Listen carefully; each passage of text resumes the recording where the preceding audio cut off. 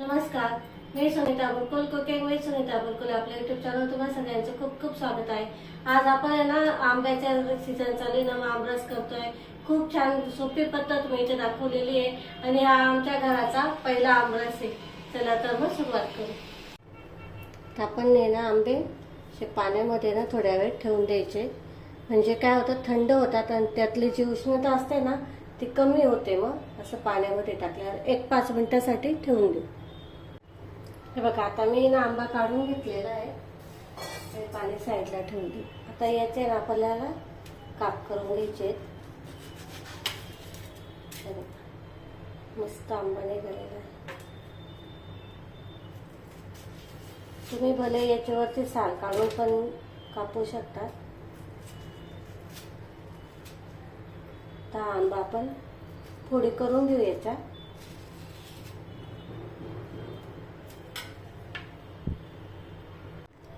बघा, आता इथे ना 1 वाटी आंब्याचा पल्प काढून घेतलेला आहे मी। त्याच्यामध्ये साखर टाकते मी, 3 चमचे साखर आहे।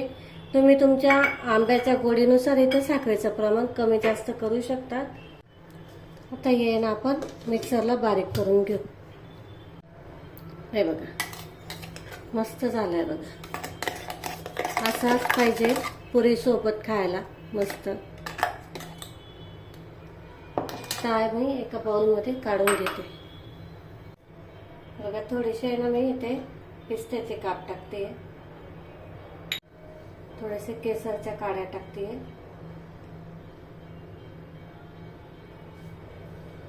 हे बघा, इथे आपला आमरस तयार झालेला आहे।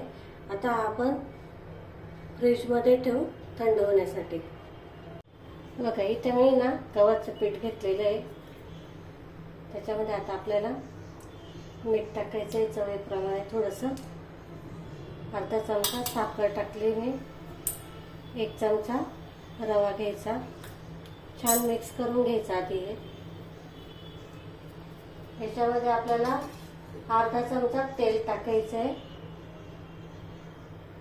जास्त नाही टाकायचं, अर्धा चमचा खूप होतं। ते छान सगळ्या पिठाला चोळून घ्यायचं आपल्याला, म्हणजे आपले पुरी आहे ना एकसारख्या कलरने मस्त येते। मग असं चोळून चोळून घ्यायचं। आपल्याला याच्यामध्ये थोडं थोडं पाणी टाकायचं, थोडं थोडं पाणी टाकायचं। चपातीपेक्षा थोडं घट्ट मळून घ्यायचं, हे जास्त पातळ नाही करायचं। काय होतं मग पुरी ना आपली फुलत नाही, नरम येते, बसून राहते। त्याच्यामुळे ना चपातीपेक्षा थोडं घट्ट मळायचं।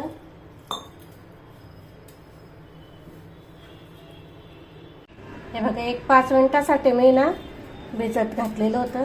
थोडासा तेलाचा हात लावायचा आणि एकसारखं करून घ्यायचं आपल्याला। हे बघा, असं एकसारखं करून घ्यायचं। आता आपण तेल तापायला ठेवू।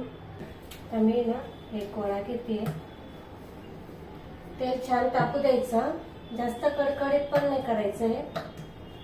आता मी याला पीठ वगैरे नाही लावते।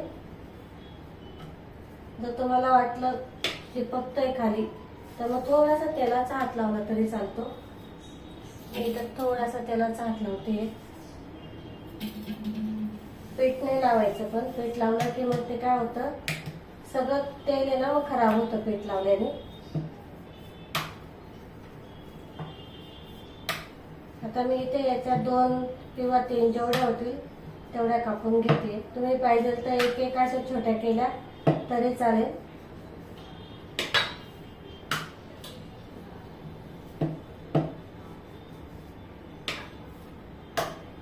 हे बघा, अजिबात चिपकत नाहीये, मस्त झालेलं आहे। पीठ पण मस्त भिजलेलं आहे, त्यामुळे एकदम मस्त पुऱ्या तयार होतात। पीठ भिजू द्यायचं पुऱ्या करताना, 5 ते 10 मिनिटं तरी पुरी पीठ आहे ना भिजू द्यायचं, मग छान पुऱ्या येतात। आता मी ना एका वाटीने कापून घेतले, अशा एका वाटीने कापून घ्यायच्या।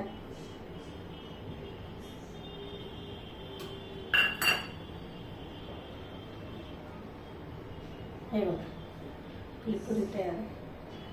तर आम्ही तळून घेते।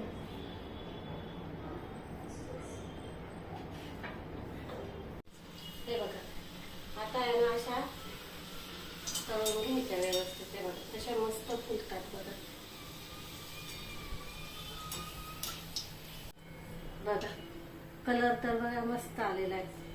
किती टम्म फुटले आहेत बघा पुऱ्या.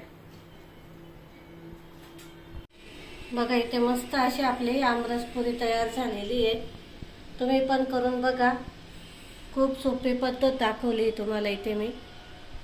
पुऱ्या बघा मस्त किती छान फुललेल्या आहेत. ते बघा मस्त झालेलं आहे. बघा इथे आपली आमरस पुरीची थाळी बनवून तयार झालेली आहे. खूप छान साधी सोपी पद्धत मी इथे दाखवलेली आहे, पण तेवढीच टेस्टी पण लागते. जर तुम्हाला व्हिडिओ आवडला असेल तर लाईक, शेअर आणि सबस्क्राईब करायला अजिबात विसरू नका. आपण अशाच नवीन रेसिपींसोबत पुन्हा भेटू. तोपर्यंत नमस्कार.